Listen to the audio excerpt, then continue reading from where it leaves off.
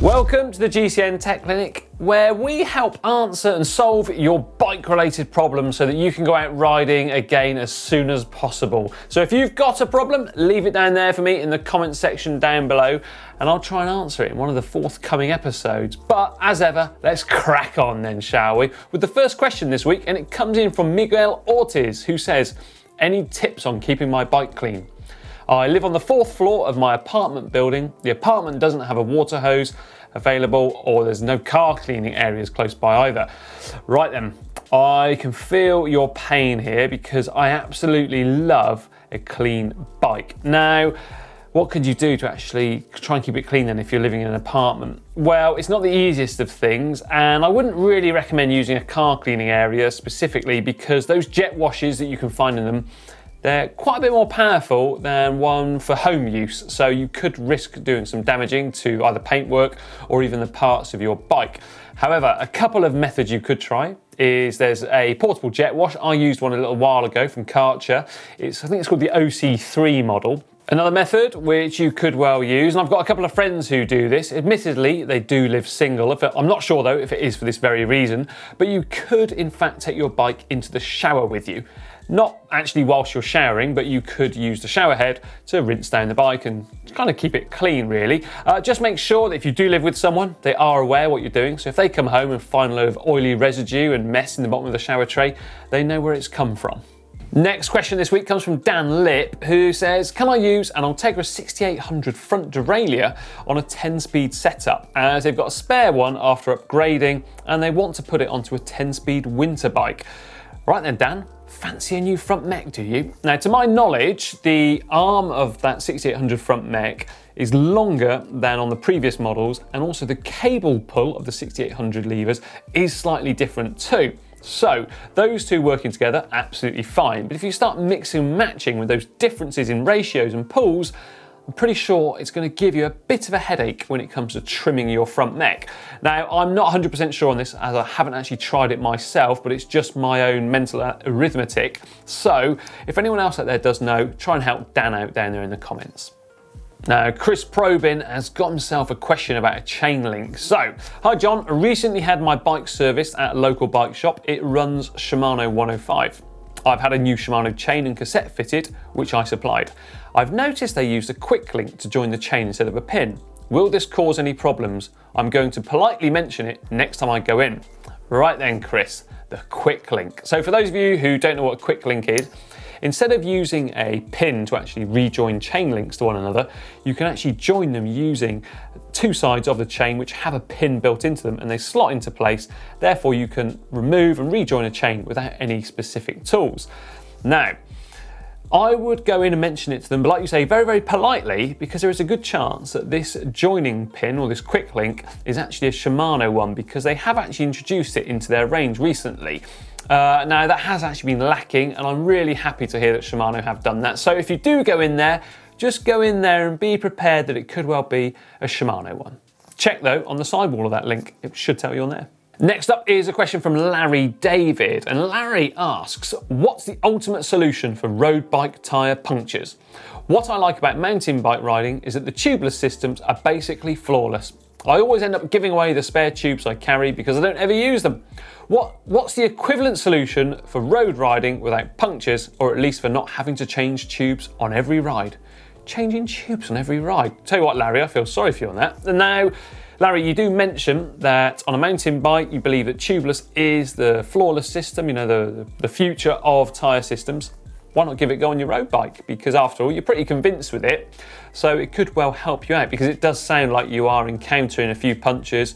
Well, sorry, you're not on your mountain bike, but your friends are, and they're probably not using tubeless. So what could you do? Give it a go. Go on, just try it. But alternatively, in the short term, actually just check inside of your tyre, around the rim tape, all of those things to make sure that firstly, there's nothing really, really small stuck inside of the tyre. And then alternatively, making sure that the rim where the spoke holes are, they're perfectly covered. I had a friend of mine pop around the other night and he had just a fraction of one of those spoke holes popping through, and that was causing him the puncture.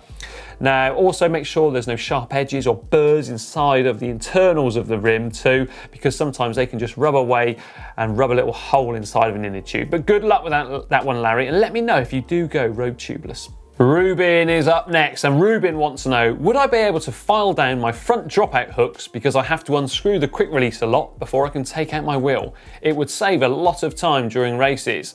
Right then, Ruben, this is something which pro mechanics used to do a lot because, yep, those little tabs, which we call lawyer tabs, do mean that the wheel doesn't actually fall out. So it is actually there for a safety method. Now, all people or all racers should be in the same book here because according to UCI rule 1.3.002, or at least that's what it was last time I checked, you cannot modify equipment in any way. So there we are. If you've seen someone else doing it, have a little word to the judges or the commissaires at the race and you'll get them disqualified. Now, I wouldn't really recommend doing that, but just have a polite word to those people who you have seen do it because they shouldn't be doing it. And it is, in fact, for a very good safety reason because it's just going to stop the wheel from falling out.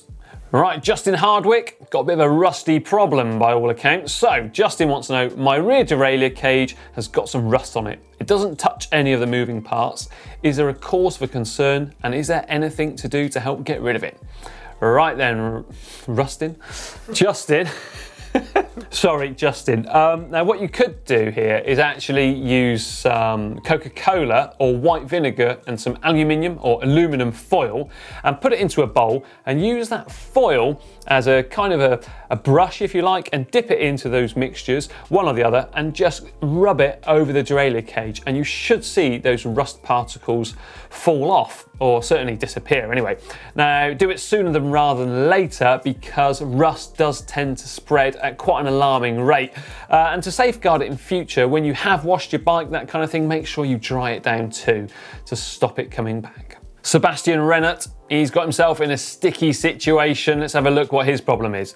Hi John, keep up the good work. Every week I really look forward to seeing your show. Now that's not his problem.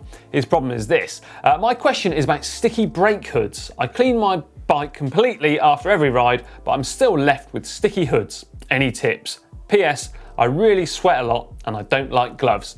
Right, Sebastian, it sounds like you really are in a bit of a situation here. Now, what I would use is probably a nail brush, that kind of thing, for getting inside those grubby nails, and then using quite a neat solution of a washing product. Now, don't go crazy whilst washing away or scrubbing away there, but do enough just to actually try and remove that layer. Something else you could try is a product, wait for it, it's called Sticky Stuff Remover. Yep, that is right, that is his actual name. I've used it on all matter of sticky products in the past and it's got rid of the stickiness. So could give that a try. Alternatively, if anyone can help out Sebastian there with his sticky problem, let us know in the comments if you've got sticky hoods. Now, Abdul Mohammed wants to know about his bottom bracket. So Abdul says, what are the advantages of using a better bottom bracket? At the moment, he has a Shimano 105 bottom bracket on his bike, which is 5 years old. Is there any advantage if they use an Integra one? Right, so Abdul, if you're going from 105 to Integra, you're likely to save a touch of weight. Not a lot, but probably a handful of grams, something like that. And maybe the bearings will be slightly upgraded too, possibly better seals, that kind of thing. However, there isn't a huge amount of difference between them. A little bit of a secret here. When I snoop around professionals' bikes, I quite often notice that they use either Integra or 105 bottom brackets in the bikes because ultimately a bottom bracket is a bottom bracket and they have to actually meet the minimum UCI weight limit. Not saying you do yourself, but you know, the pros, they use 105 and Integra, so there's no harm in you using them either. Next up is Antonio. Hi John, planning to buy a bike trainer or bike rollers. Which will be good choice for training or exercise? Thanks. Right then, Antonio, if you're looking to focus on your pedaling technique, your core stability, or simply for recovery, then yeah, go ahead and get yourself some rollers. I used to do so much riding on them, I absolutely loved them. but I did all of the hard work out on the road or on a turbo trainer. The reason being, a set of rollers simply doesn't have the required resistance to do those real maximum efforts that you are going to have out there. As well, the rollers, they can be a little bit tiresome because you're constantly having to think about everything else. It's just like being out on the road in effect, although you don't have the resistance of the wind. So if you're looking for training only, go for the turbo trainer. Final question this week comes from Carl Ginnever, who says, I've replaced the bearings in my Shimano Integra front hub. I put 11 bearings in each side, and on the web there are lots of people saying 10 bearings and lots of people saying it should be 11. Please clarify, it seems to run fine and silent and true, however I don't want a long-term problem, thanks. Right then Carl, without knowing the exact model of that front hub, I can't give a definite answer, but you are going to want to put in exactly what came out. So it's probably a bit late now, but if you do have those old bearings laying around, actually measure them, make sure they're the same size as the replacements that went back in, and really they should almost be touching when you pack them back in. If there are big gaps in between, then yeah, you are going to need another one in there. Only ever have I seen this done on the track is when people actually remove a single bearing on each side because they believe that the wheels therefore run and spin a little bit smoother than being packed full of grease and bearings. However, that's probably not suitable for you in that Integra front hub. As for any dangers of you having not enough bearings in there, well, believe it or not, you could in fact damage that hub to the point of no return because the races inside of the hub shell could well become pitted. So I would have a stop and have a think about how many you actually took out there, but you seem to have got yourself into a bit of a pickle there, I'm afraid. The only other thing to do is to go onto Shimano's website, si.shimano.com, where there's a load of service instructions, and in there it should tell you how many bearings for that exact model of hub. So good luck with that one and let me know how you get on. So there we are, the end, or nearly the end of a GCN Tech Clinic where hopefully I've helped solve your bike problem. If not, leave it for me down there in the comments and I'll do my best to help solve it in a coming episode. Now, you know what to do. Like it, share it, give it a thumbs up. Tell everyone about it, especially if one of those problems is one that they've got on their bike, because a happy bike is going to go for longer, faster, smoother, and you're just going to enjoy yourself, aren't you? Let's face it. Now remember as well, to check out the GCN shop at shop.globalcyclingnetwork.com. We have a whole heap of goodies, jumpers, t-shirts, riding kit, you name it, we've got it. We've even got beer bottle openers. How cool is that? Now, for another great video, this time a Monday maintenance, click just down here.